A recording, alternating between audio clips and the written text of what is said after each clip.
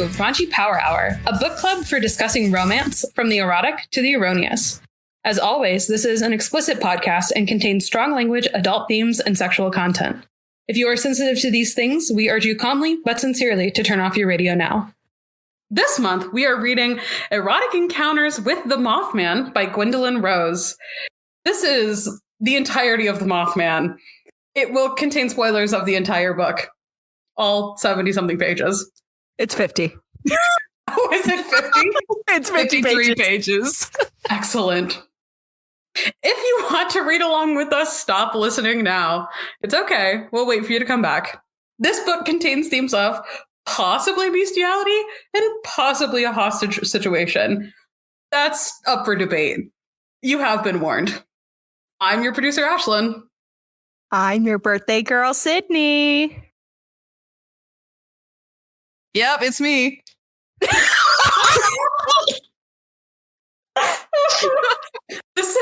This episode is part 2 of our birthday posts.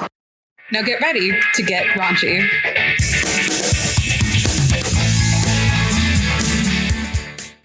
Happy birthday, my love.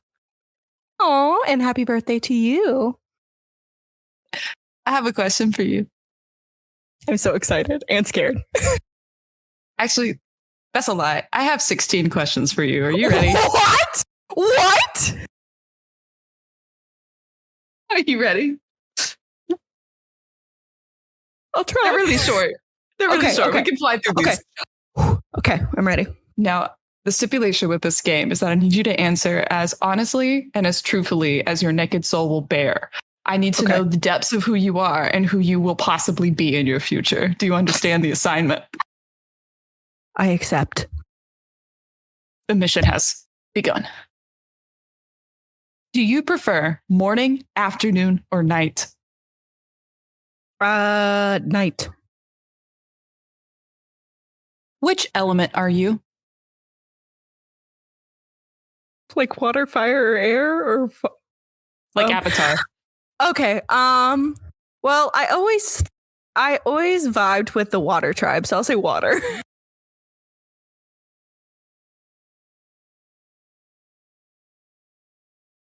How do your friends describe you? I'm going to read a list of adjectives. You tell me how I would describe you. Misunderstood, unique, mysterious, cool, kind, selfless, cold/distant, creative, or innocent. There's a couple in there, so I can only choose one. You can actually choose multiple. Okay, cool. I'll do probably kind and creative, I would assume. Ashlyn, stop it. Unique. I'm not dark and mysterious. I'm afraid not. I'm afraid not. I'm not really cold either. Is This there is the any skin other? of a killer. I'm about to say, is there anything else on there that I missed? I would say you're pretty selfless. Oh, that's sweet. Good. Sure. Yeah. All right, does that sound good? That sounds great. What is your ideal vacation destination? And go generic with this one, like desert, ocean, Beach. beach. Love beach. Beach is my job. The beach. What is your favorite animal? Does it have a list? Yes. Okay, what's my list? Rabbits, monkeys, No. snakes, fish, lizards, cats, birds, goats, dogs, deer, or other. I think it would have to be other. What's your favorite color? Green. Green. Green. My favorite color is also green. Aww.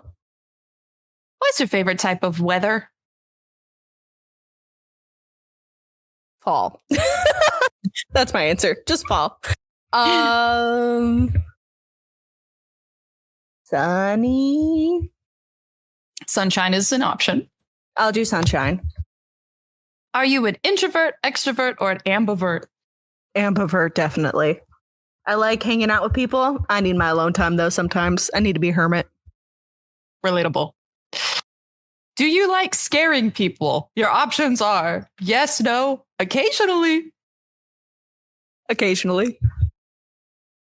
Classic. I like pranking my partner. If you could have a superpower, what would it be? And again, go generic with this one, like basic ones, invisibility, mind reading, etc. See, not mind reading, because I would then be really scared of finding out what other people think of me. Yo, we're on a wavelength. Invisibility, maybe, because then I can like go hide from a weird situation. I don't want super speed, no, because I'm thinking too much into the laws of physics with that one. Flying, no, I'm scared of flight, actually. I assume super strength is one. We have other and then morphing to a monstrous size, which I feel like would encapsulate increase in strength. Let's do other. Okay. Because the power I actually want is probably just to talk to animals. I love animals.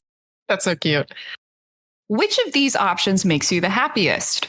Flowers, swimming, eating good food, exploring, relaxing, studying, browsing the internet, talking to friends, or being alone? Oh, and I can only pick one? You can choose multiple. I think up to 3. Okay, swimming, eating good food, and talking with friends. Perfect. Thoughts on technology? It's cool, I guess. It's cool, I guess. Would you be satiated by the answer, technology is okay, but I try not to spend too much time on it? I would say yes to that, even though my job is literally looking at a computer all day. Are you vegetarian or vegan? No, I'm not.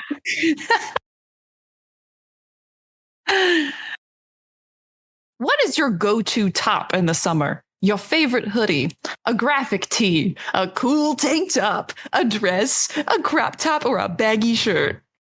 You know, all the fashion. All the fashion. I do love a good baggy t-shirt. That is mainly what I live in. But I think I'm going to go with a dress just because I love wearing dresses. Okay. This should be easy. What's your favorite book genre?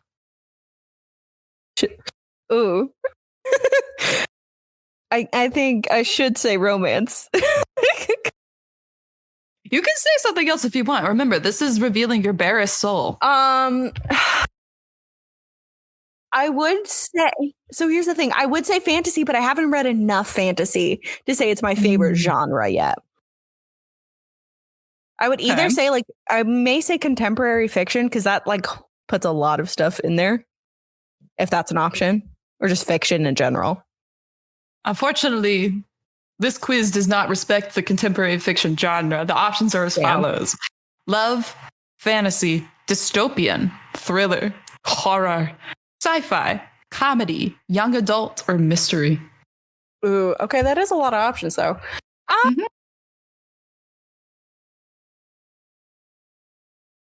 That's hard. Okay, I think I will say fantasy since that was the first thing that popped into my brain. And if I'm not reading like high fantasy, I'm reading like magical realism sometimes, which I consider fantasy. All right. Now, last but certainly not least, what is your favorite flavor profile out of sweet, salty, savory, sour, or bitter? Sweet. I'm a sweet girl. Are you ready to find out what these questions were all about, Sydney? Yes. Are you sure? I'm scared. I don't know if you'll like the result. Oh no. Sydney, I'm here to reveal to you that the quiz you just took was called Which Cryptid Are You? By Indy on Quotev.com. I love it.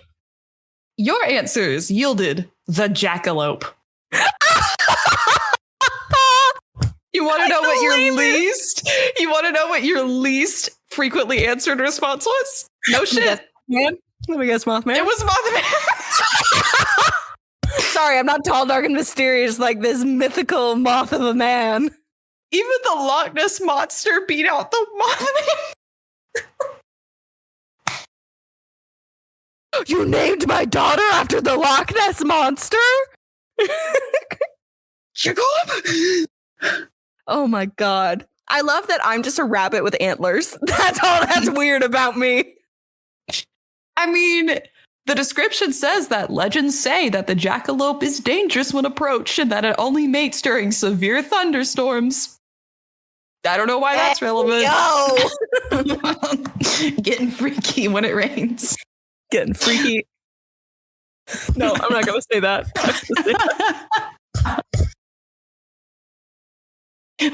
Welcome to your birthday episode. Happy birthday. Yeah. Happy birthday to me. Happy birthday, Raven. I can't swim. I can't swim. Oh my god. Thank you. That was awesome. Honestly, that made my night. You're welcome. Well, since I'm the least like the Mothman, I guess we should probably talk about him. And just who he is as a cryptid. Listen, I know that you've had a long running adoration, I should say, for cryptids and have a big knowledge base that I do not possess on cryptids. Yeah. I want you and the world to know that I went into this book not knowing a single thing about the Mothman. I love that. I love that. I learned more than I ever wanted to know about the Mothman. The best part is that you also learned nothing about Mothman. I feel many things. One of them is empty. Yeah, felt that. So in tonight's episode, we're going a little bit different than some of what we've done before. So we are going to start off with just a review of erotic encounters with Mothman. Parentheses, like underscore title, Meredith meets Mothman. Or in the full title, it's full name, Erotic Encounters with Mothman, a supernatural smut party with Ed Lee's seal of approval. Monster Erotica. Oh, is that what your subtitle says? That is the full title of the book. Mine says Meredith meets the Mothman. Okay, so I looked it up. This is like another edition where she shortened the title. But we are going to begin with that. And then what my co-hosts do not know is that we are going to play a little game after we do our little summary. Okay, Jigsaw, work. Yeah. Would you like to know what the game is called, or would you like to wait until... What do you want to do? It's your birthday. You can cry if you want to. I think I want to wait till after we do our little review, and then I will reveal the game and the prize. Oh, we're playing for keeps. There will be blood. You are. I know exactly. That's why I put that in there, because I was like, I want them to be competitive. It's on. I want the competitive spirit on my birthday. See, when I was in like middle school and we put those Jeopardy games, I didn't need the bonus points because I was already going to get a 95 on the quiz. Mm-hmm. I'm not competitive enough for this. I'm scared. Lauren's going to hurt me. Oh, no, but you'll see the prize and then you might be ready. Anyway. Is it your love? That and something else. I was going to guess a Mothman dildo, but I'm not going to reveal what it is.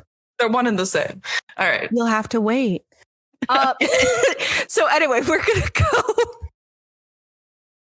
gonna go into some background general notes about Erotic Encounters with Mothman, aka Meredith Meets Mothman. The author is Gwyneth Rose. She published this in April of Gwendolyn. Sorry, Gwendolyn. She published this in April of 2015. And I looked up who Edward Lee was because I was really confused by the seal of approval about Edward Lee. Found out he is actually a horror author. So he writes a lot of horror. And I just thought it would be fun for you guys. Did you read the foreword by Edward Lee by any chance? No, I went straight to the porn. Beautiful, beautiful. So here is the words of praise from the Master of Extreme. Edward Lee says, very good story hook and use of atmosphere right at the start.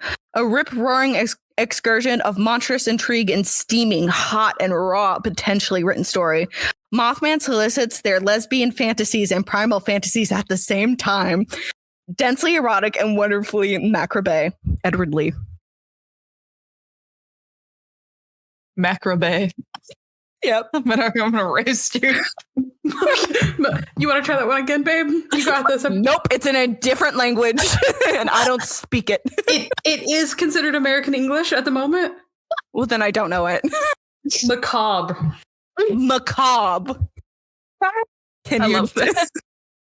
Can you tell I'm dyslexic? I can't be bullied on my birthday, okay? We're laughing with you. Thank you. Okay. Kind of what we know. So I'll go into the about authors note before I jump into just some reviews and then kind of what our ratings are on Goodreads and Storygraph. So about Gwendolyn Rose. This is about her author. This is from Goodreads. Or is it from Amazon? Okay, it's from Goodreads. About the author. I live in wonderful sunny Florida with all the other crazies. LOL. I love to write and I've always been drawn to the stranger things in life, which is obviously apparent in my writing. If you're looking to read something a little different, try out my Mothman erotica. It's not just sex, although there's plenty of that too. Personally, I like clubbing, hanging out at the beach with friends, and basically doing whatever I want cause ... Well, cause I'm rich and I can do whatever please me. With a smiley face.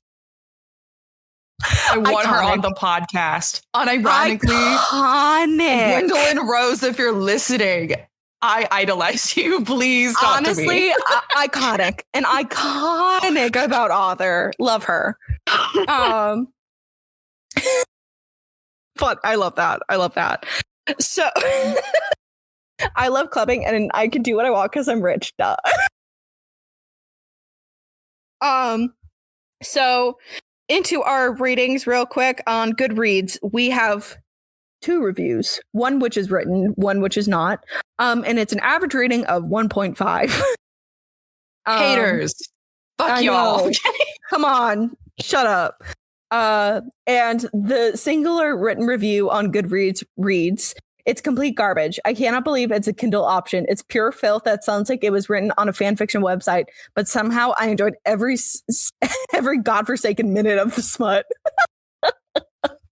I agree with this statement. And then on Storygraph, there are no reviews, except for one now, because I left a review. Oh, what'd you say? Are you able to reveal it or do you want to save it? Sure, I can reveal it. I want to know.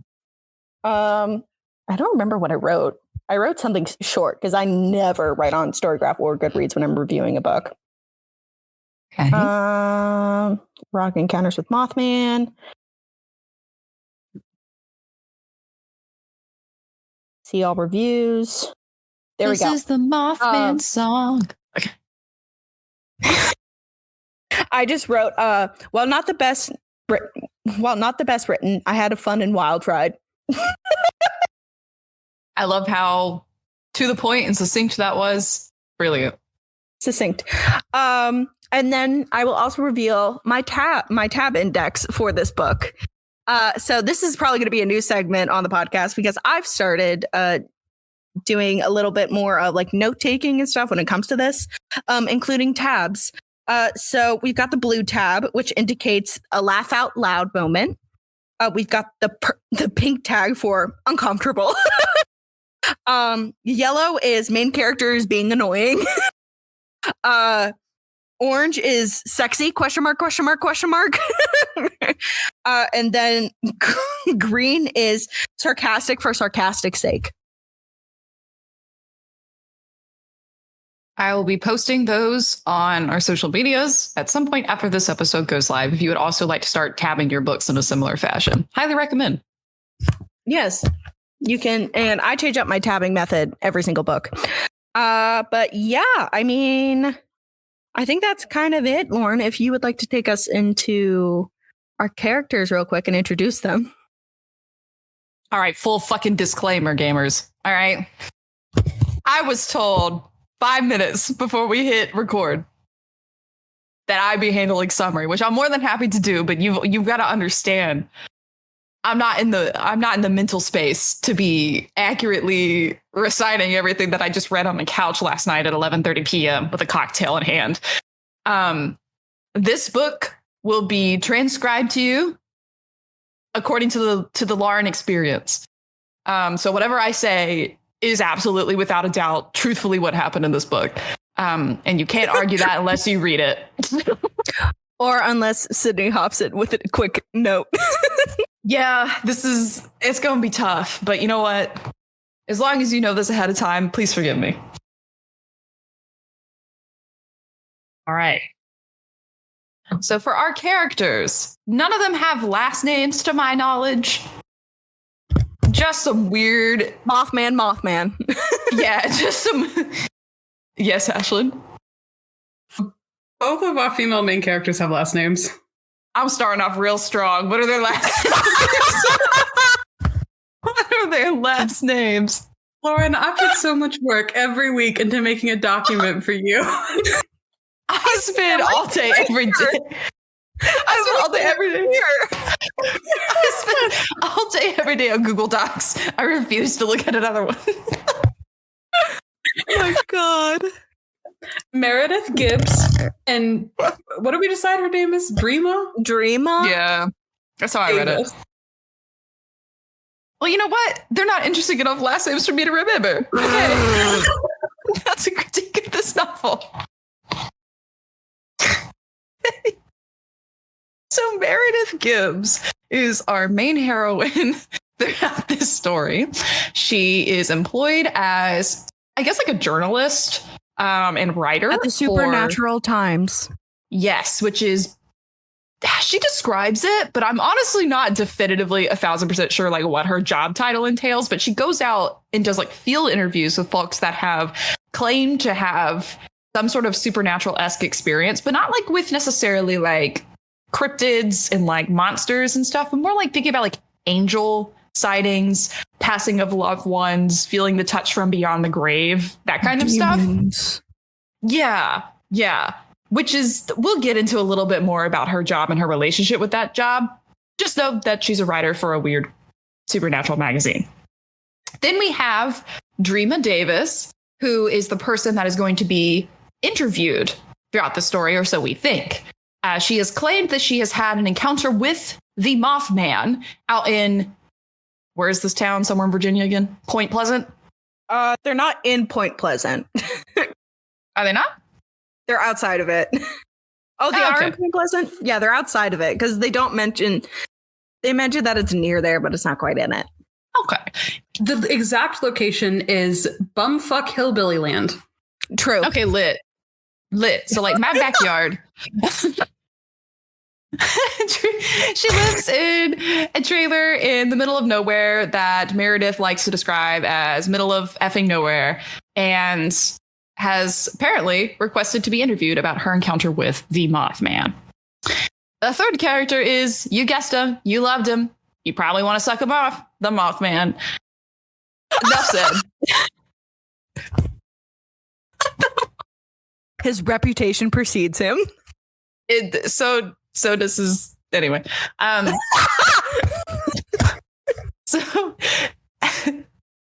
the uninitiated, I'm sure Birthday Girl Sid can fill you in, but Mothman is one of your standard cryptids based out of Point Pleasant, Virginia. Has a statue erected of him in more ways than one. Yeah. Hey yo, I'm on fire. And he's like, apparently, according to this book, attributed to a lot of like weird happenings and like even deaths over in Virginia. Is that true to real life, Sydney? You'll find out in the game. Oh, shit. I'm going to fail if it's a Mothman quiz. Damn it. I might succeed. Damn it. Okay. You probably won't, because I got a lot of weird stuff. Oh, shit. Are they... Yeah, we'll save it. Save it for after.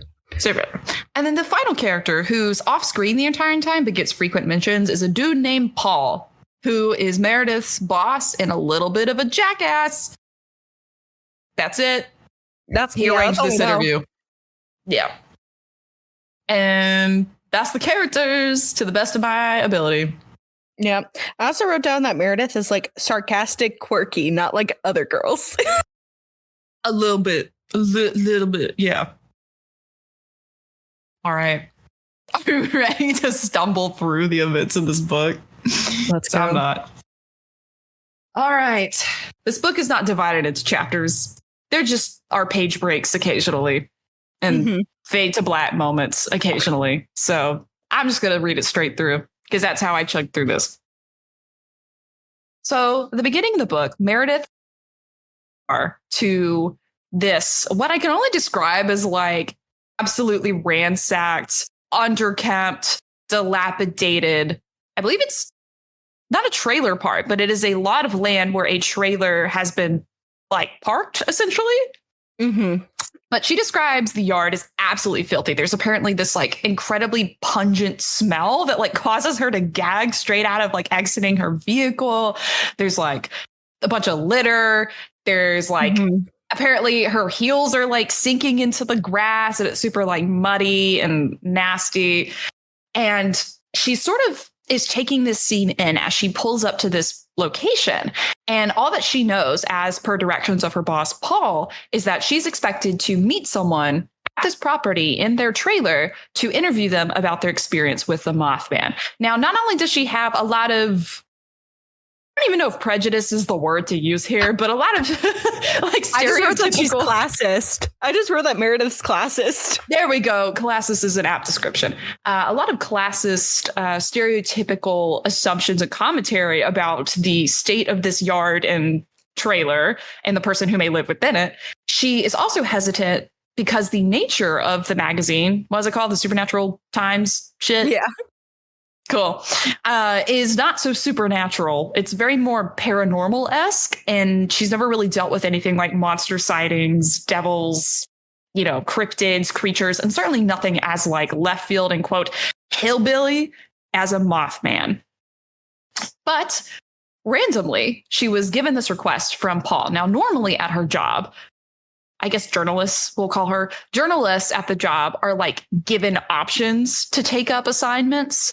She has been specifically requested. Paul just said, you're going on this job. See you later.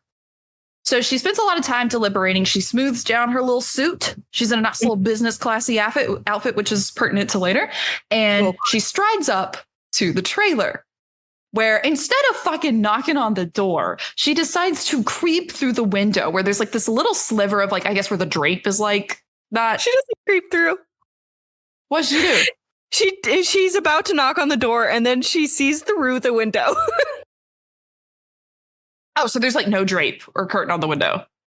I don't know. I'm confused. But oh no, it's boarded up. The window's boarded up for some reason, and she like sees through like the slits or something. Yes. But she's about to knock. Yes, about to knock. Sees through the window that there is a woman who is repeatedly and emphatically described as having the world's most ideal, like supermodel type body. We're talking voluptuous boobies, voluptuous booty, long hair, and, whatever. And pussy. And pussy. And yes. pussy. And she is, shall we say, riding cowgirl style on a little man tool. Not little. Big man tool. It was big. And she not only she shoves it all the way in. Like full on balls and all. It was described in detail and made me uncomfy. That's where the uncomfy tag came in. It was a little bit of a 0 to a 100 vibe for me personally, because we went from I'm about to mentally prepare to interview this in the middle of nowhere to wow, she's really riding this good. I'm attracted to this. I was like, okay. No, she was confused first. Yeah. God. Yeah. And I actually think this would be a great moment to sort of break away to have a little bit of a conversation about that. So as City just touched on, as Meredith is watching this person through the window, she's making a lot of commentary about how she finds the body a little bit desirable, how she can't really take her eyes off of it. And then, of course, she scurries back to her truck, like wanting to give her some time to, like, you know, put on clothes and make a lot of noise so that she'll know she's approaching, yada, yada. She runs back to her truck. But as she gets to her truck, she literally describes herself as like being aroused and having never been aroused by a woman before. And so while there are clearly going to be a lot of times throughout the story as we move forward of evidence of this being questionable, problematic, I wanted to sort of get this conversation out in the open firsthand. Sid? Yeah. What was his name? Edward Lee? What do we think about his lesbian fantasy comment here? Well, I would argue that they're not lesbians. Because well, spoiler alert for later, they have an erotic encounter with Mothman. So I don't know where the lesbian encounter came from. Like,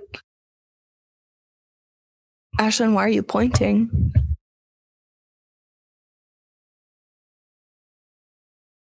Technically, they do have a lesbian encounter pre-Mothman.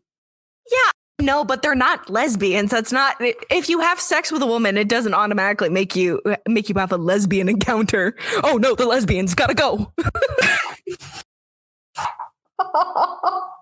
Lesbians aren't some like dark creature that's about to creep out and be like, "Hey, you want to get a U-Haul moving together? Gotta go." If you have sex with the woman, man or female, you as an individual identify as male or female. You have sex with a woman. You are a lesbian. You had a lesbian encounter. Congratulations. Damn it. My straight license has been revoked. No. I fell into her pussy, officer. I swear. I swear, officer, I didn't mean to look at her ass, but it was so juicy. It was just right there. I can't. Can I also mention before we move forward the whole name drop of Edward Lee as she was driving on the highway talking about how there was a big accident with all the books of his books that just went onto the road?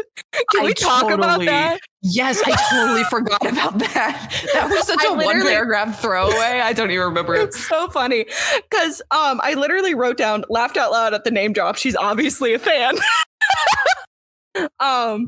Because like she goes on for like a page and a half about how he's like a great writer and how like this would be awful because they're waiting all for his new book. And I was just like, it's a little much, but it's okay.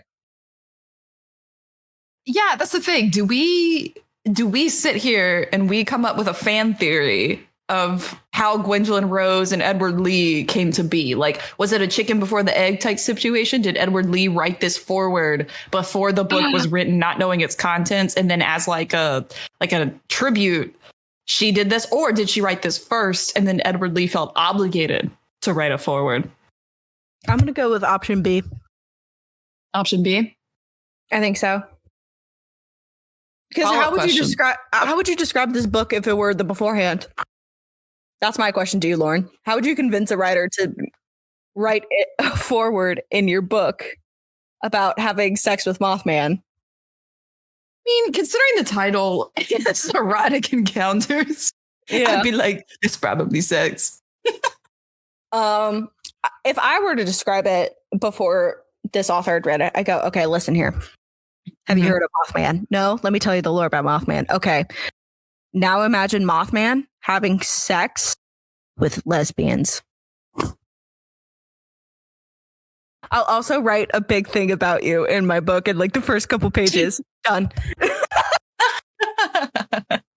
Also, not to say that Meredith did this. I'm sorry, Meredith, if you are listening. You mean Gwendolyn? Gwendolyn, I'm so sorry. Oh my God. Not the self-insert. I'm so sorry, Gwen. Listen, Glenn, we respect the Grussel. I do. I certainly do. Stop saying Grussel. I can't. Grussel is equivocally better than grind and hustled separately. Okay.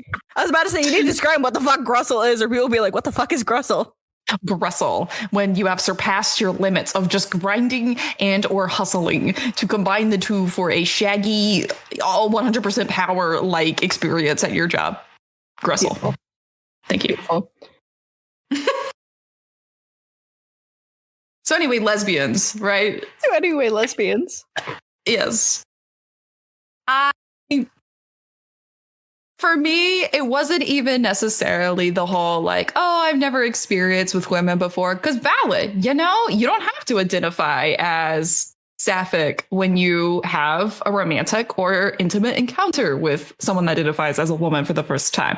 You know, exploration and labels, that's a confusing time for everyone involved. What I do take issue with is the frequent commentary throughout where it's like there's this undertone I felt of like, oh, this is weird, but also very erotic to be with a woman, but not for the sake of like, I am attracted to women and being with women is something that I like am attracted to.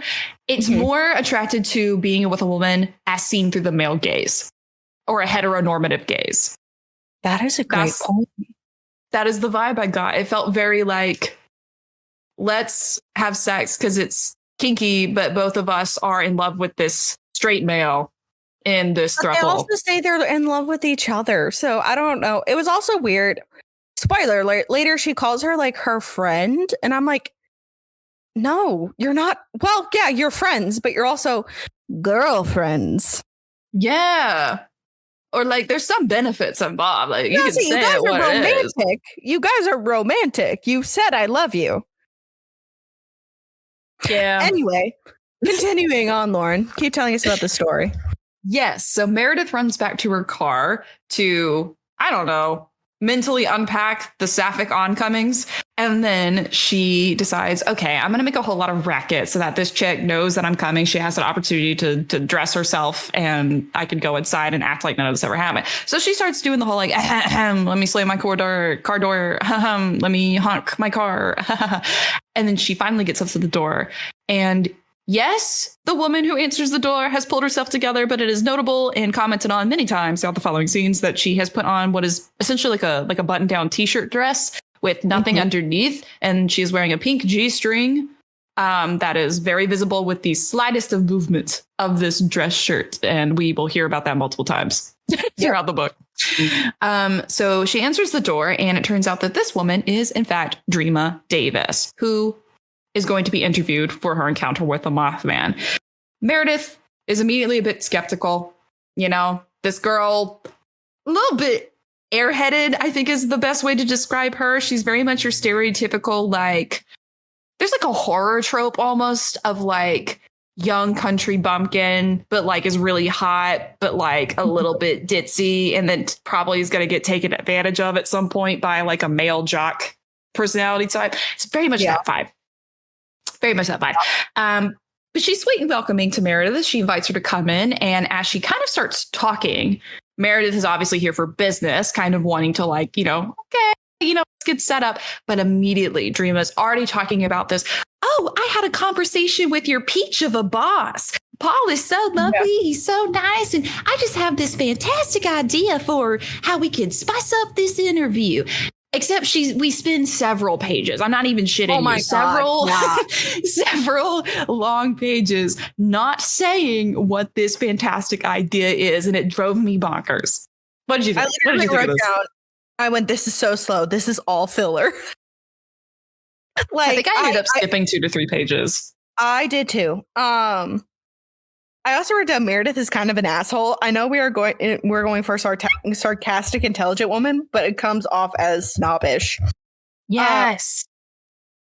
And also, like, so we get to that point where then she finally reveals the idea, which is to go take her picture in like this weird place, which is like, and then we get more pages of Meredith trying to convince Dreama to not do that. And it's like I think it's like 10 pages of this. No, it's not 10. It's like 5. Felt like 10. Yes. Jumping, and then Dream is like finally like, well, let's just get you changed, we'll go up there. But it's like Meredith being like, no, I hate that stuff. I'm not like a woodsy girl. I'm a city girl. I don't like walking and all of that. And I was just like, damn, girl. my thing, and you're going to hear me rant a lot about this as we get further to the book. Yeah. Part of my job, my 9 to 5, I actually do interview people. Granted, it's not like journalism, so there's no like visual element like pictures or anything like that. But I do interviewing. So like, you know, a lot of this was familiar territory for me. Starting off the bat, you have an interviewee who is proposing, especially for a visual component of like something like a magazine or a newspaper, there's going to be visual elements, who is actively proposing, hey, I'm going to be your guide. I'm going to show you up to this like little hillside. We are going to take pictures of where the encounter happened. Like, you know, I know the way, it's going to be comfortable. And you are adamantly refusing as the interviewer, like, and she constantly talks about like how she feels like she's really good at her job and like all this stuff. It was really hard for me to believe that because she was so like, hell no, this is a stupid idea. And I'm like, what? It's not though. What do you mean? I did think too. I was like, well, typically for magazines too, they would have like a photographer instead take the photo, not the actual journalist. So that makes sense. I don't know the setup. Either way, it was very drawn out for a very long time. And finally they come to the conclusion, we're going to go up the mountain. I will say, too, I want to ask you something, Sid. So at this point in the novel, we've established Meredith wearing a fancy suit and some heels. Yeah. She talks about this to Dreama, says, you know, I'm not dressed for it. Dreama says, oh, I've got some clothes and some shoes that should fit you. At this point, did you have any suspicions or predictions about what was about to go down? Because that raised a light bulb for me. Like, I went into this book completely blind. I didn't read the back at all. I read that scene. I was like, Meredith has already described herself as being built differently than Dreama, because she actually makes some statements of being very envious of her body and like X, Y, and Z. What is the likelihood that she not only has a top and shorts that fit her, but especially shoes? And I was like, this feels premeditated. A little bit. Like, I would get that. This is murder. Meredith is also described as being like really skinny, like she doesn't have an ass or boobs. So I'm like, you know what? Anything could fit her. Yeah, that's true. And the shoe thing, I was like, it didn't really raise anything for me because I was just like, okay, I'm a 7.5 shoe size, like majority of women. Whenever I go to the shoe store, I cannot find my shoe size. I actually rarely meet people that are within the 7 to 8 range. So really? You say that you're a 7.5. I was like, why are we the same shoe size? That surprised me. I'm a 9. Oh, I hear more people have like 9s, like just in my life. Like more people around me just wear like 9s to 10s. That is interesting. She could have handed her flip flops though, and I was like, yeah, that could work. She could have. Yeah. She was wearing jorts. I wouldn't put it past her. Yeah, she didn't put her in jorts. And I was like, that is not something you want to wear in the southern heat, but fine. But dazzle jorts with some butt sweat. Yeah. Put that bling on the butt pocket. Anyway. Yeah. So she gets into some clothes that fit her surprisingly. I was like, sus among us, but okay. And she goes up with Dreama to this hill, which is called Seymour Lookout. What the hell was this? Seymour Butts? That is what Meredith sees. Because Dreama's walking ahead of her. Yeah. Literally, I wrote down because she describes that she keeps seeing her underwear, and I just wrote down, I can't escape the word panties. It's literally Ben Kessler all over again, but just a woman. I know, I'm like, fuck. What color are your panties? They're pink. Oh my god. Like, hello. So like literally for a chapter, they're just hiking up the mountain. And yes. Here's another fun unhinged thought for me. If they don't bang, it's queer baiting. LOL. That's actually so true. That is so valid. Oh my God. The whole hiking up the mountain chapter is literally just this like existential internal monologue of Meredith being like, I'm supposed to be paying attention to her traumatic backstory with her overbearing like pastor father that tried to whip her into shape under like very traditional and oppressive Christian values. And she's actually like bearing her soul to me and like really talking about vulnerable things. And I'm an interviewer and I'm like, but her ass though. Only look at her ass. Look at that ass. Look at that ass. That makes me laugh. I was like, ooh, even the sweat on like the bottom of her back is sexy. And I'm like, what? And all of this, and she's still saying, like, I've never been attracted to a woman before. I don't identify. And I was like, ma'am, wake up and smell the roses, okay? This is bi panic 101. God. Anyway, we ignore her very actually like interesting backstory, Dreama's backstory for a lot of G-string shots. And then finally we crest up to Seymour Butts, which is this like beautiful meadow, like I don't know, nature, outcropping, pasture, in the woods.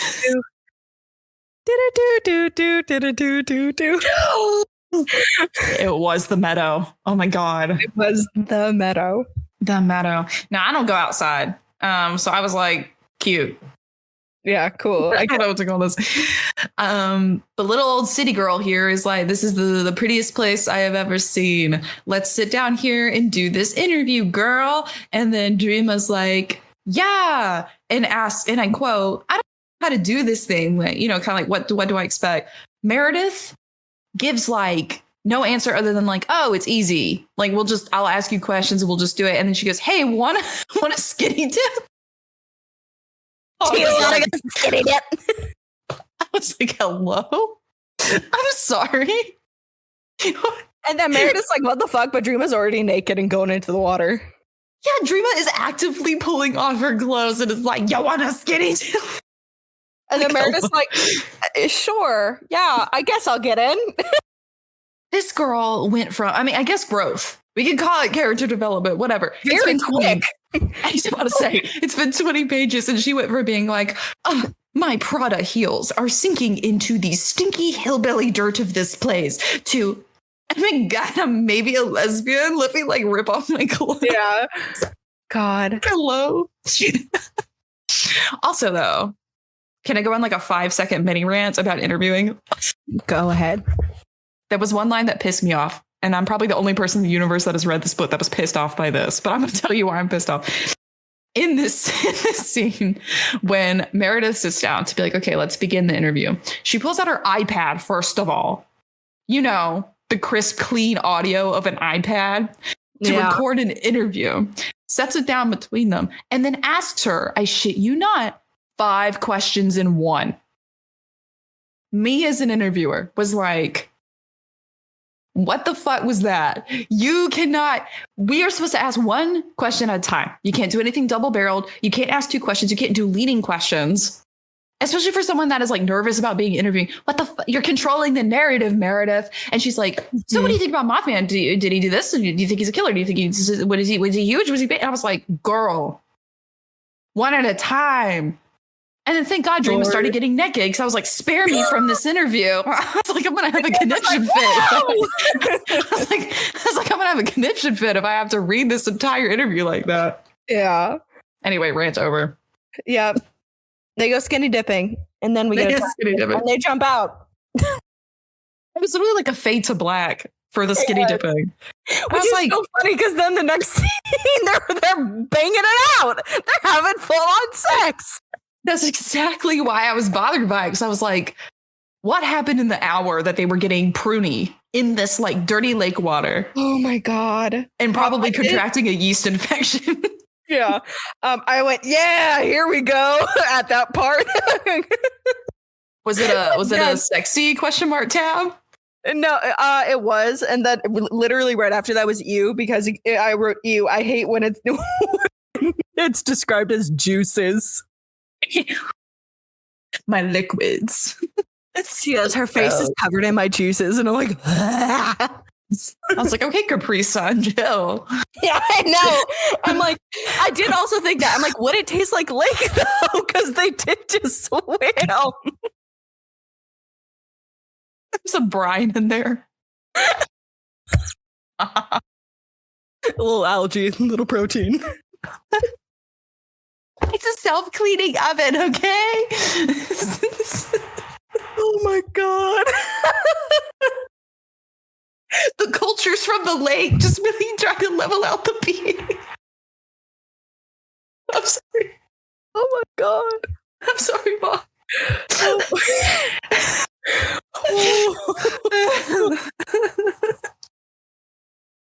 Anyway, Dreamer's like, have you ever had sex with a woman? And Meredith's like, no. And she goes, I can't believe that because you're so beautiful. And then they start having sex. I can't believe this. I was like, where's the conviction? Where is the staunch, I'm a city girl, that I'm here to do a job and you're a hillbilly? Where was that? That's not my interviewee. I'm meant to interview you. I feel like this is a breach of conduct. Really? She got to know her more than any other interview could have ever. Oh my God. I also asked a couple questions. And I was like, does Meredith not believe in the supernatural? Because she kept talking about how, like, she's like, well, Mothman's like, oh wait, no, this was after. No, you're good though. Like I'm following the thread, you know? No, but this was after Mothman. They were having sex, and then in the middle of it, Mothman goes, caca! And kind of like falls down from the trees. And they're just like, what the fuck is that? Literally. And like, stay calm, stay chill. It's just Mothman. And then Meredith tries to run away. Literally. Mothman grabs her and like soothes her with something. And then he flies them off to his quote unquote den. Hold on. Is it? What were you going to say? I guarantee you it's not the same thing. What? Okay. Is that what? Oh. His cooey? His cooey! Is it his cooey? It's his cooey! He's out here drilling. He's resonating. I resonate. You know, that's how you say. No, see, I was gonna say something worse. Okay, so before Mothman, literally, like the shadow falls over them as they're like, oh yeah, like his shadow casts over them. Oh yeah. Yeah. I literally Dreamer's like say it. Save a horse, ride a cowboy. Giddy up. Oh my God. No, I'm right off, man. God. I want to read one about the Headless Horseman now. Well, just wait. I have good news for you. I'll say. Spoilers. Yes, no, I shit y'all not. I don't know what deluded little like hypotheses I was coming up with while I was reading this book. I was not sober. At this scene, I thought Dreama was going to be Mothman, and it was going to be this weird like. I thought the same thing. I was like, is Dreama Mothman? I was like, this is kind of slay. Like, I would love it. Like, she was like coming to an orgasm, and then instantly it's just Mothman. Wings sprout from her back as she comes. Like, that would have been so good. Like, I'm sorry. She goes into this giant moth man, not like, even a woman. Exactly, the androgyny of it all. Like, I would have been like, oh my God. Yes. I'd be like, ooh. No, Mothman just goes, I'm here now. My shadow befalls you. Yeah, let's talk about that, like, calming aura shit. That was weird. Cooey. I don't know why it was I don't know why that was included. I did like the cooey reference we're making here. That was great. That was great. That was good. Yeah. So I will release some Mothman lore for you too, because it's not in the thing we do later. So Mothman does, according to people who have seen him, have hypnotic powers. Because people who have seen him apparently can feel when Mothman is near, and they kind of go into a psychosis after seeing him. And a lot of people have mental breakdowns. So is this kind of like the opposite? Yes. This is not canon. I wish it was. Me too, honestly. I was like, that's kind of funny. That's interesting. He's literally like a Snuggie. You just get near him and he's like, you were calm now. You're calm now. He just smells like lavender. I love it. Eucalyptus. Ugh. Yeah. Honestly, I wouldn't mind that, because I was like, musty Mothman. That'd be great. Oh, I don't even want to think about how he smells. Probably like wet dog and like Like, Probably God. like the lake, because that's probably where he goes to take a bath. They probably all smell a little musty right now. Ugh. Gross. But yeah, that was weird. What did you think about it? Just like Meredith, at this point in the story, I was literally clinging on for dear life. I was just getting hot and bothered by the women loving women. I was like, okay, why is he removing us from the premises? I was like, we are going to a secondary location. I've been taught in kidnapping school that that's not what you do. Kidnapping school? Did you go to school for kidnapping? It's YouTube. This is kidnapping. I mean, I remember when the officers would like come to your school and be like, "You don't want to be taken to a second location. You just run. It's over. It's over. You're dead if you're in a secondary location." I did think whenever they would come, like I was just like, "There's going to be a point in my life when I'm kidnapped," which is maybe why I'm so afraid of strangers now. Like I was like, it's not an if, it's a when. When am I gonna get kidnapped? When's One Direction coming for me? It's my time. When is my mom selling me because they have no money and I need to be taken by One Direction? I am Harry Styles in it. Your mother gave me rents. Oh my god, it's so funny. They go to his den. Let's talk about the den, please. Please. Okay. This is my favorite part. The big old concrete room. I can I be honest? I kind of wish she called it a nest. I do too. Like a love nest. Yes. Well, plus also Mothman. He got wings. Bird. That's true. Not only though is this a big metal room, it is literally it is a World War II bunker, which for the listeners at home, I need you to know that World War II was spelled out in this book, World War and then TWO, not the Roman numerals. Not to say that that's incorrect, but I've just never seen it that way. I was like, can you write it that way? Okay, so do you guys want another Mothman fun fact? Yes, please. It's not included in my game. So there are actually concrete World War II bunkers in Point Pleasant, Virginia. Okay, she did her research. All right. So basically they used to hold explosives and other toxic materials. And it is believed that these toxic materials and other things which were housed within those little, they're more like igloos. They're more like concrete igloos. That is what caused the mutation, which created Mothman.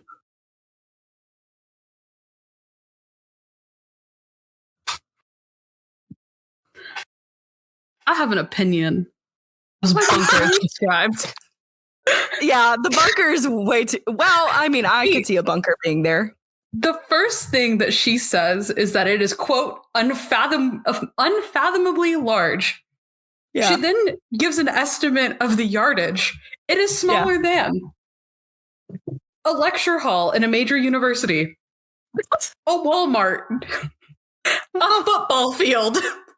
Yeah. If you have attended a college football game, you have been in a room larger than this unfathomably large bunker. That is all. Thank you. Larger or smaller than the bunker? Larger. Okay, yeah. So, in her defense, in the area in which Mothman resides, it is heavily wooded and not a lot of people are able to get back there. That's my defense. That's it. I will defend Mothman until the day I die. Thank you. No, I love this because this almost inadvertently defends Gwendolyn Rose because girl did her research. She did do some. She did do some research. Slay.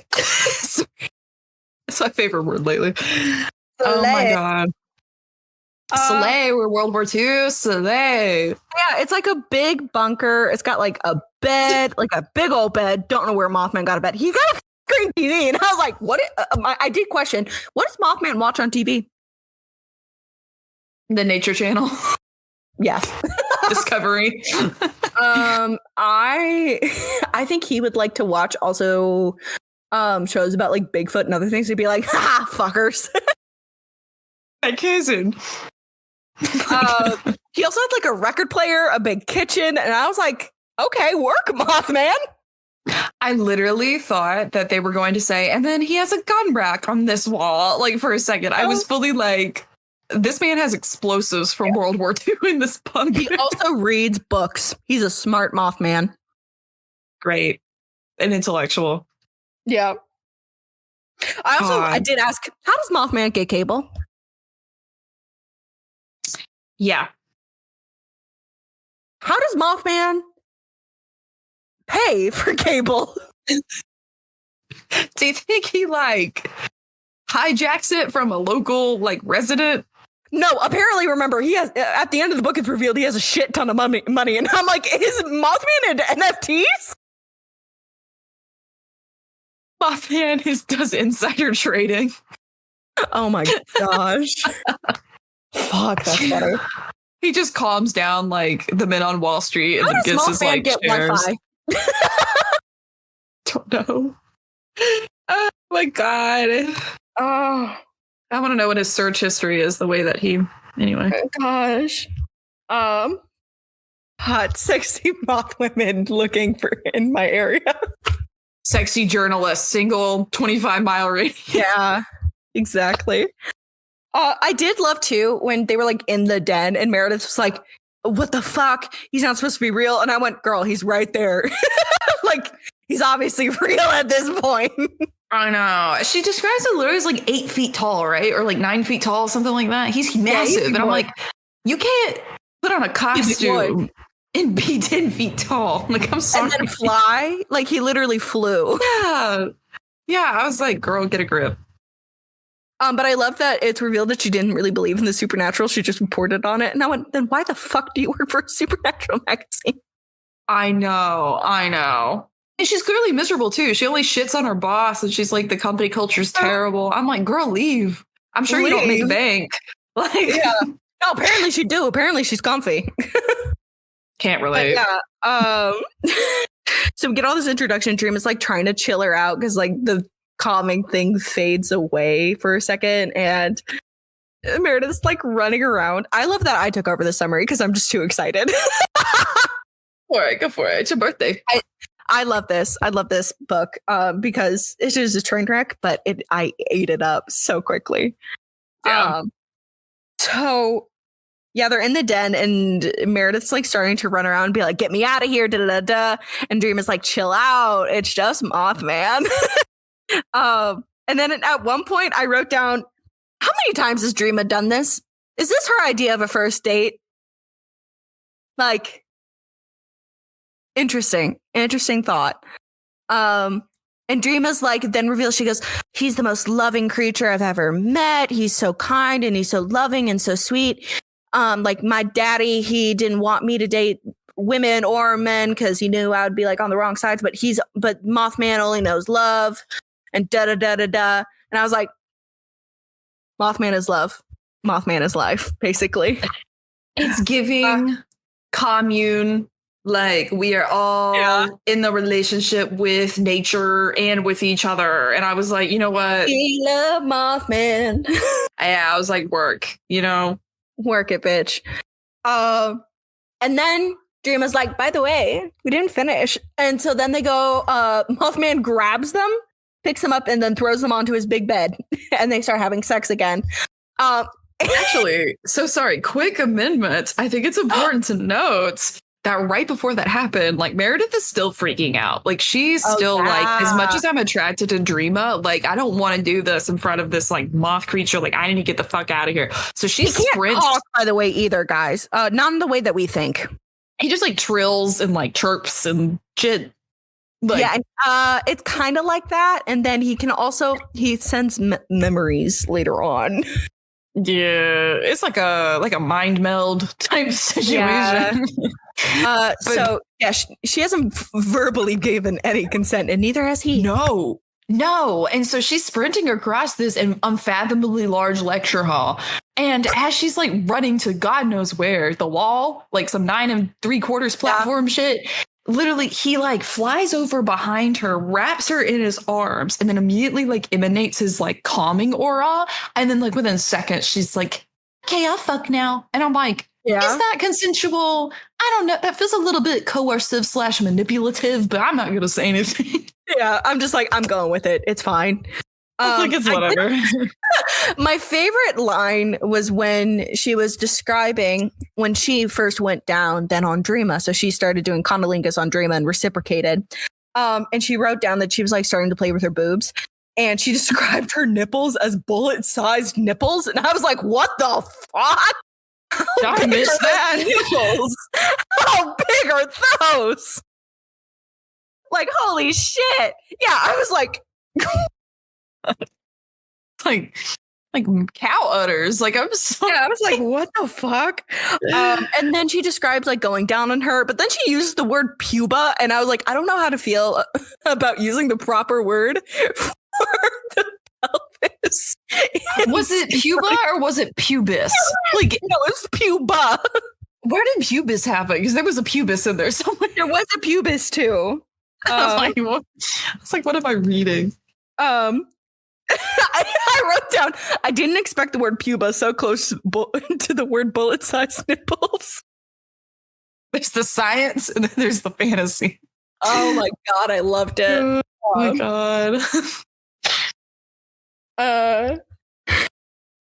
They fuck a lot. They do the TLDR. This is my favorite thing. Mothman is a lover, not a fighter. But before Mothman can get in on it, after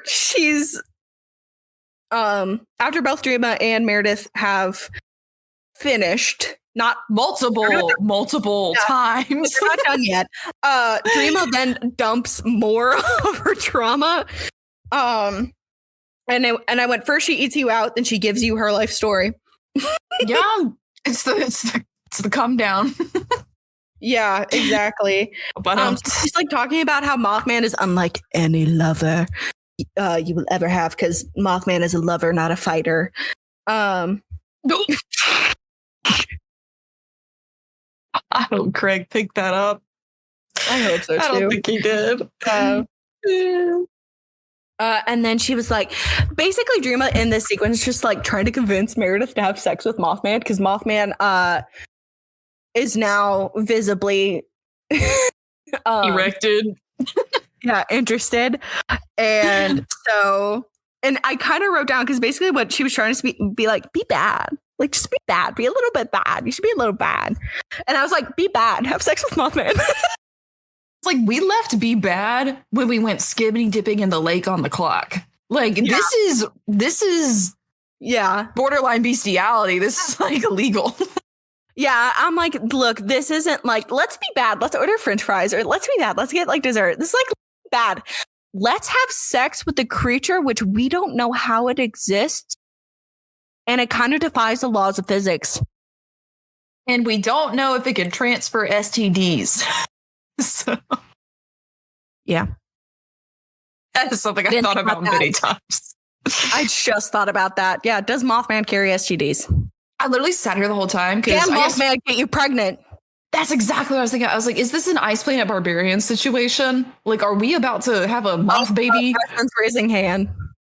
Yes, I need you to know that while writing this, I wrote literally questions I never thought I'd ask. Can the Mothman get you pregnant?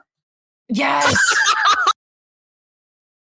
I don't know. Like, do they make moth condoms? Like, not for this one guy, because I thought, remember the description of how long he is? I will never forget.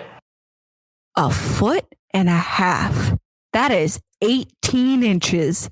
That is fucking huge. With the circumference of a baseball bat end. I know. I was like, excuse me.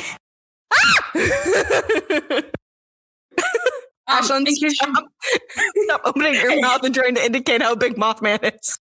In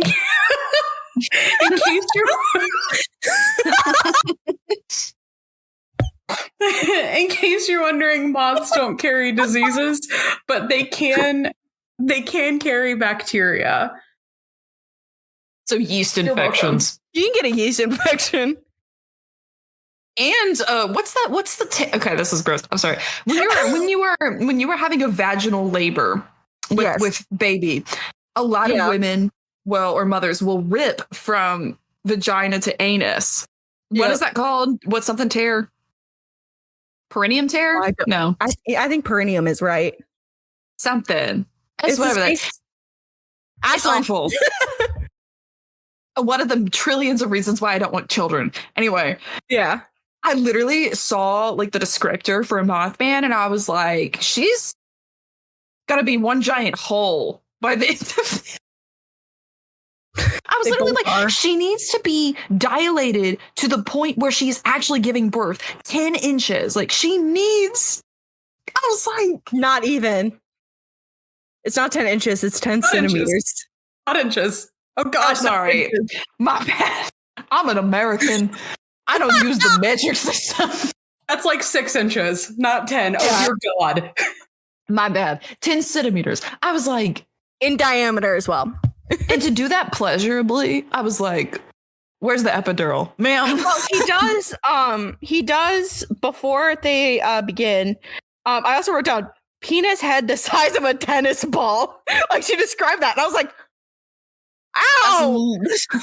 Ashley's leaving. Our producer has left. I also wrote down. Also love that Mothman's dick is tan. It's just tan colored, and I was like, "Why is it tan?" Thank you for saying that. Okay, we're gonna talk about the colorations of penises really quick. Someone without one, I have the authority to say. But like, okay, we're not actually gonna get to the things, but I'm just saying his fur is gray. He's gray from head to toe. When he unsheathes his sword, I expected it to be either gray or a darker variant. And she says it's like tan. And I was like, why? Not pink. I would have said pink. I feel like that would have been freaked me out more. Pink is also weird, but that's like naturally what animals have. So it's like, That's true. But no, tan. He sits out in the sun with it. Sorry, I had a disgusting image. So you know, moth wings often come patterned. Stop it. What if I don't want was a cocoon that when it erects, it busts out of the cocoon and metamorphosizes into a hypnotic cat. I hate it, Lauren. God. And moments that I will regret on my deathbed, part 543. But he does help get her ready for his penis with his super long tongue. That apparently is triangular. Yeah, and it's very also long and girthy, apparently. You know, like, you ever seen a cow tongue? No, please, God, no. It is a food that you can eat. I know. But they're big. Yeah. That's what I was imagining. Also, then I love that Mothman like looks at her tits and her clitoris, and it's just like glowing red light, and it like changes the color and makes them engorged. And I was like, "What is going on?" I was like, "What laser toy kind of bullshit is this?" I don't know. Oh my God, Mothman would be hella sick at laser tag. I'd play with him. But yeah, and then Meredith kind of just passes out from her orgasm. And from her like 50 orgasms. And I was like, I would too if I've had that many. Like, ow. I did also write, why are we using the appropriate verbiage in scientific language in a monster smut book? The reeler. So then we get a time skip. Slightly, like we've blacked out and we're waking back up.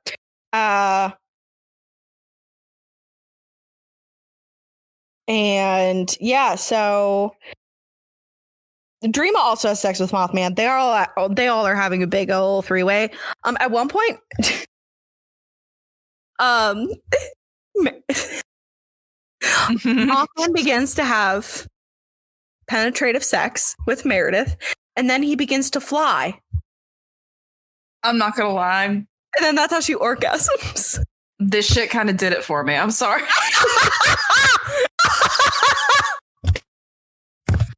I was like, get into it.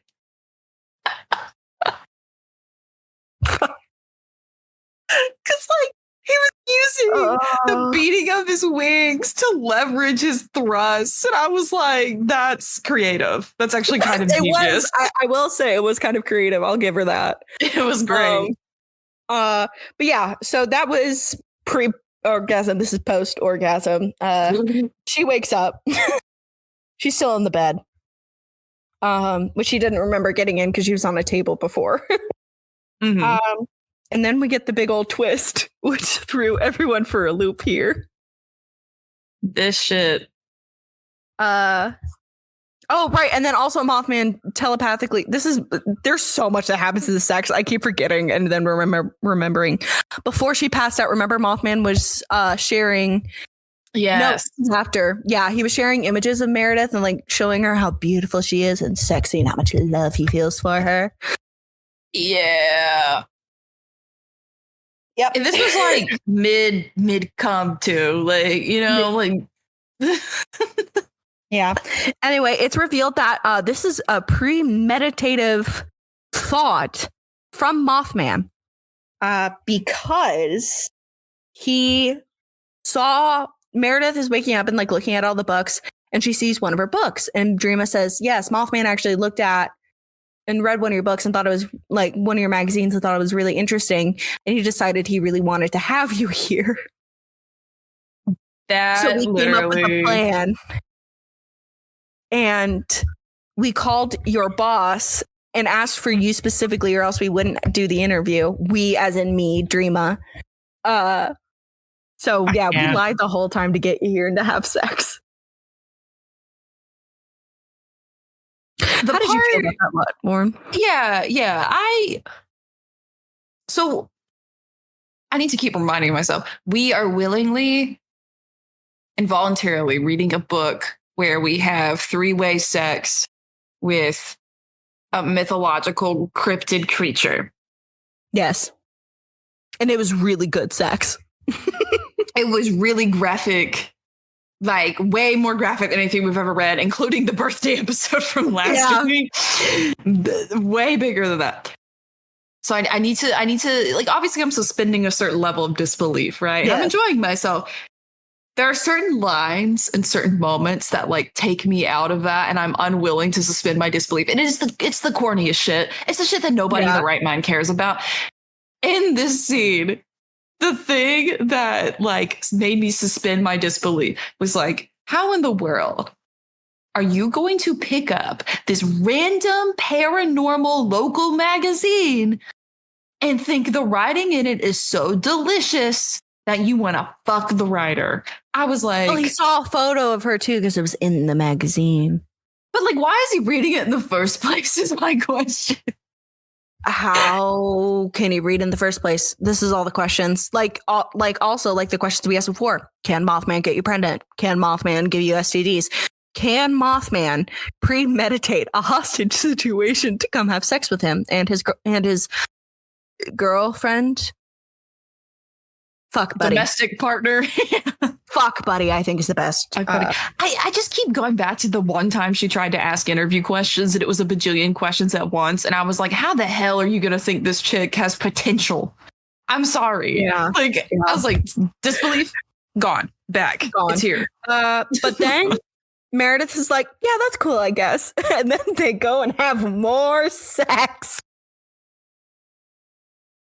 The scream that I scrumped. I was like, please, please spare me. And then we get the epilogue, and it's a little time jump to 3 days later, where Meredith and Dreama are back at Dreama's trailer because they've been in Mothman's den for 3 days, and they're just like, we're hungry. We need to go have a steak.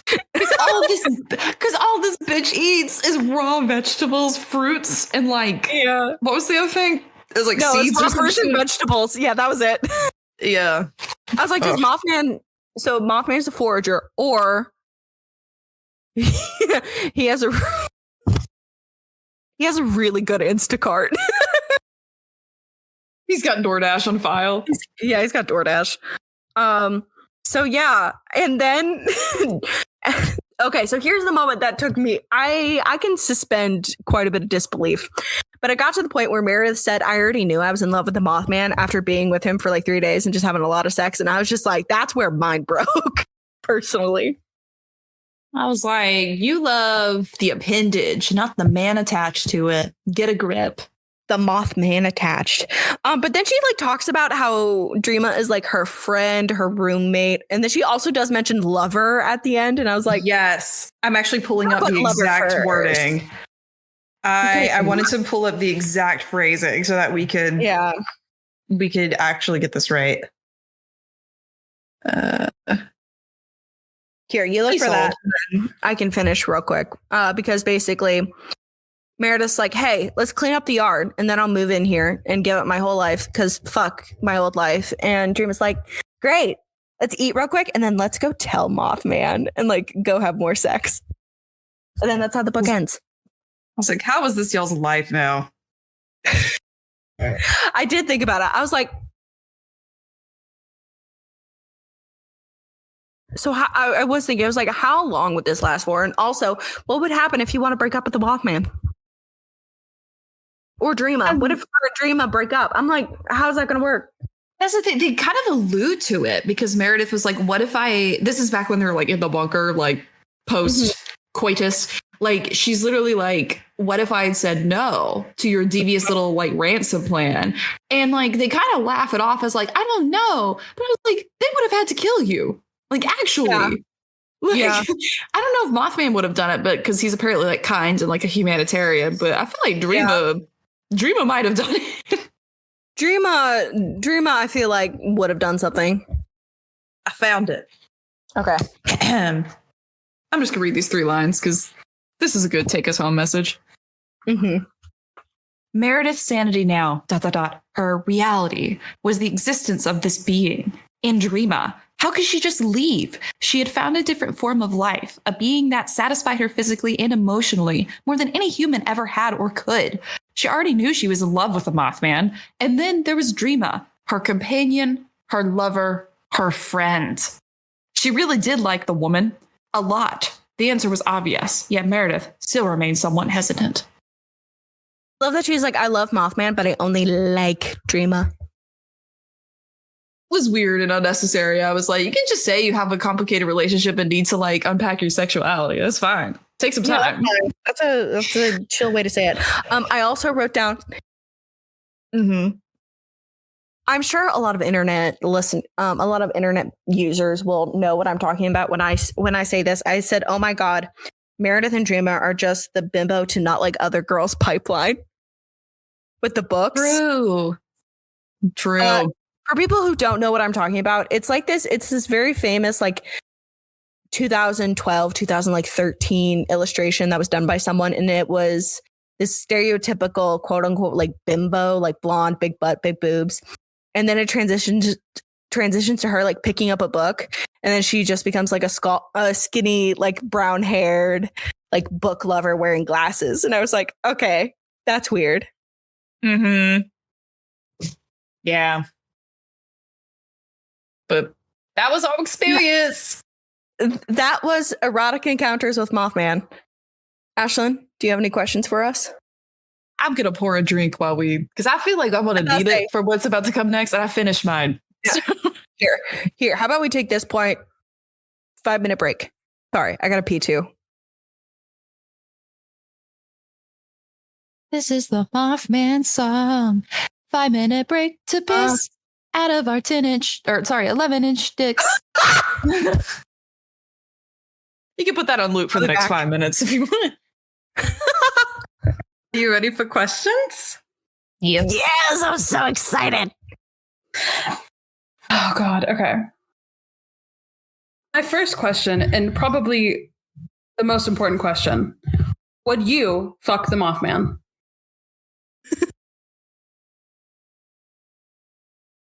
I feel like we'd have to, right? Because he's going to use the calming aura. If it's this version of Mothman, yeah. Yeah. It's obligatory. Yeah, I will be coerced into fucking the Mothman.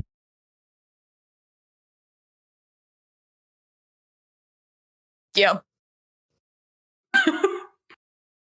Do you think that Meredith's relationship with Dreama and or the Mothman lasts beyond this book?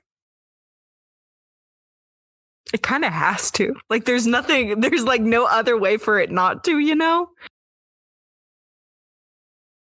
I actually have thoughts on this. Go. So we didn't get any of the backstory about how Dreama and Mothman connected. No. We have no idea if that was coincidental, premeditated, what. Apparently she had come up to the mountain, I think, and then he like flew down and she was like, let's have sex. So it seems more coincidental than circumstantial or being sought out directly. Yes. My thinking is that with him having such an infatuation with Meredith, where he like deliberately sought her out, I wonder if almost his bond with Meredith is slowly going to grow over time, where he's like subtly picking favorites, even if he's not aware of it. And then Dreama gets like super jealous. Meredith maybe gets super possessive, and it becomes like a war of like, I was only in this because I loved Mothman and he likes watching two women have sex. And they have like this like visceral fight that like leads to the death. And then Mothman feels really guilty, leaves them both, and then secludes himself to a different part of the country where he becomes like a hermit and doesn't want to be seen by humans ever again. Interesting. That's a theory. It's a game theory. Call me Gwendolyn. You're rich. We can strike a deal.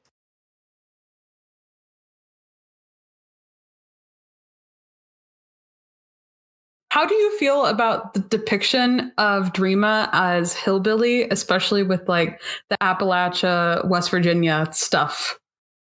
Yeah.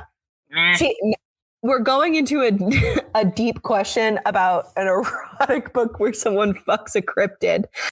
I felt uncomfortable throughout all of it. Dreama's characteristic is obviously very much written from someone who's not spent time up in West Virginia or met people from the area or people just from the Appalachians in general. It's very just like comical, like, oh yeah, they're just hillbillies. They just hang out in the woods and do all that. Like, no, it's not the case. It just made me feel like, I don't know. It definitely felt like Gwendolyn was self-insert as Meredith and then was just coming up with a cartoonish version of what someone who lives in the Appalachians actually lives or like talks or speaks like and all that. And I'm just like, that, I don't know. Like, hey, maybe Dreama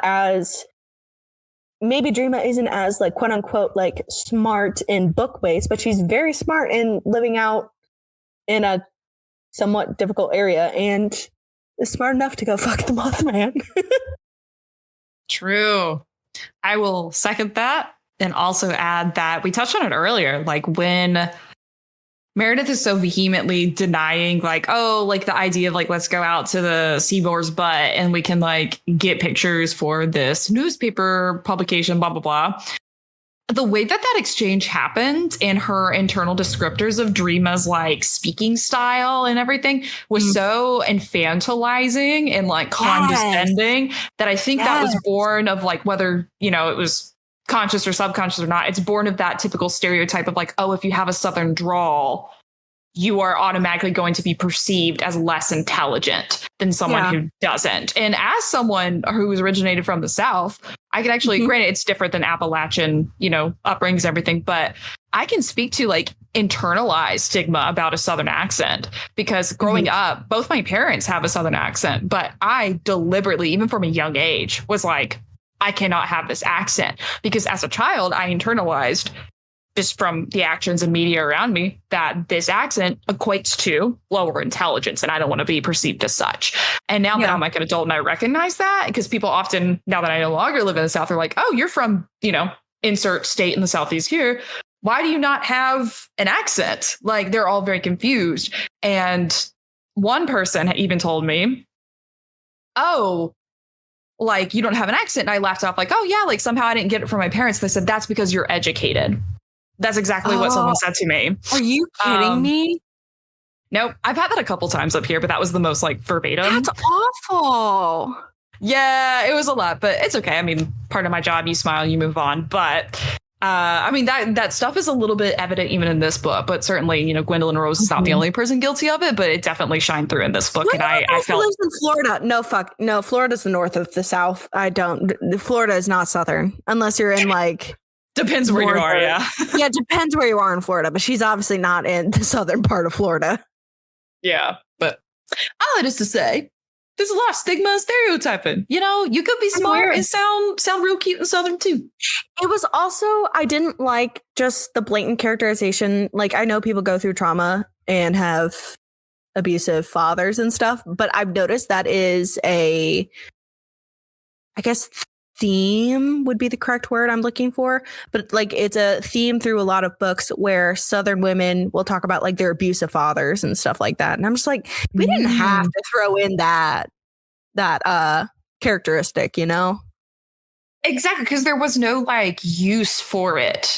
Like, not to say that every like trauma has to have a use, but kind of when you're throwing it into a book, I feel like it has to, if you're going to be that explicit with it, have it either play some sort of role in how that character navigates life, which I guess very vaguely it does for Dreama. Very vaguely for Dreama. It mostly is just talking about how she's traumatized because she had bad relationships with other people because of the trauma that she had from her father.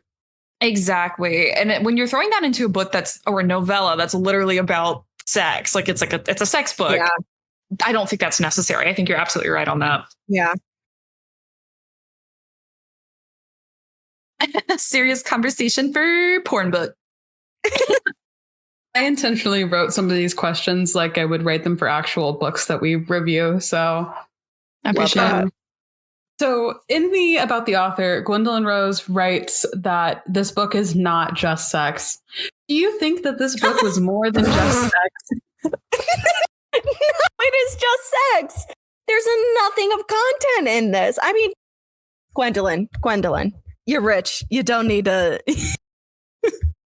You're not writing for money, and I get that. It's just sex. That's literally the only purpose of this book.